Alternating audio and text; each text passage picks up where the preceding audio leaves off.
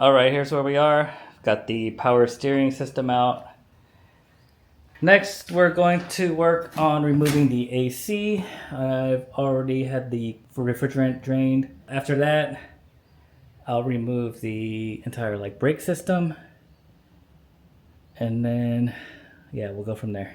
So right here, I've disconnected everything that's connected to the engine bay. And I've covered all the electronics up, and also anything exposed that you don't want to get contaminant in, like where the AC lines go, and the power steering where it connects to the steering rack. So I first hosed it down just to get rid of the large pieces of dirt. Alright, so I use this stuff and some Geon Q2 Bathe in a bucket. I sprayed on the degreaser, let it sit a little bit, and then use a brush or towel and wiped it down. It's way cleaner than before.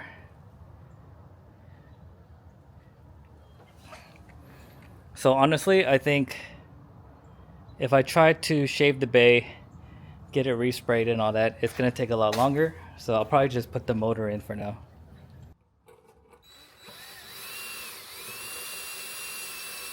At this point, I want to get rid of any unnecessary brackets. And these brackets are held in place with spot welding. So I got this spot weld remover bit from Amazon, and it worked really great. All you need to do is use a punch and put a little punch right in the middle just to hold the centerpiece in place. And essentially what you're doing is drilling out a circle around just the layer of metal that you want to remove. So even though this tool is great for removing these brackets I don't need, I primarily ordered it to remove the passenger side motor mount that's necessary for any K-swap on a DC2.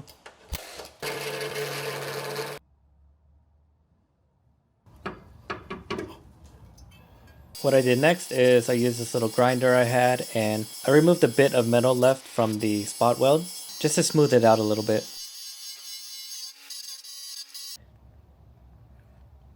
So we're gonna get that finished up. Alright, got it pretty smooth. I'm gonna take some sandpaper and get it really smooth before hitting it with some touch-up paint. Alright, so aside from that, I'm starting to receive parts from Hybrid Racing. So we've got the Hasport EGK K-swap mounts for DC2, and these are gonna be for a K20 transmission. And these are the U70A race bushings. Got a little stiffer than street. Also got the Rywire K-series tucked harness. Right here we've got the Haltech Bosch CANbus wideband O2 sensor. We'll be running the Haltech 1500 Elite ECU.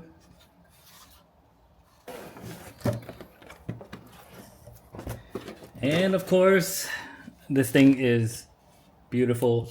This is the Haltech UC10 10-inch display.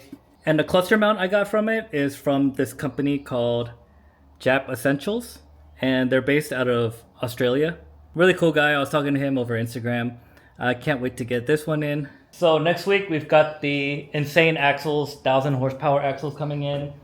We've got this Blox racing harness bar. I just got the harness bar for now before I get it fully caged. There's also a whole bunch of parts coming from Hybrid Racing for the swap. And the reason I'm waiting and I don't have a motor yet is they're gonna talk to Drag Cartel for me and see if we can get a deal on a built motor for this car, because it'd be pretty sick, right? And if not, then I've got some motors lined up, and I haven't picked it up yet because I want all the swap stuff in first so that I can get it all in and crank it up and make sure the motor's running well. Because, you know, when you buy a used motor, they'll give you like a 15 or 30-day warranty. And so I just want to make sure it's good to go. So yeah, it's looking pretty good. I'm happy about where I'm at right now. Engine bay is a lot cleaner than it was. And I do plan on running power steering and AC. So that's it for today, guys. Make sure to like and subscribe, turn on notifications, because everything's coming together really quick. So any day now, I'll have all the swap parts, and then I'll be getting the motor. And that's when it's going to get really exciting. So make sure to turn on the notifications. Thanks for watching.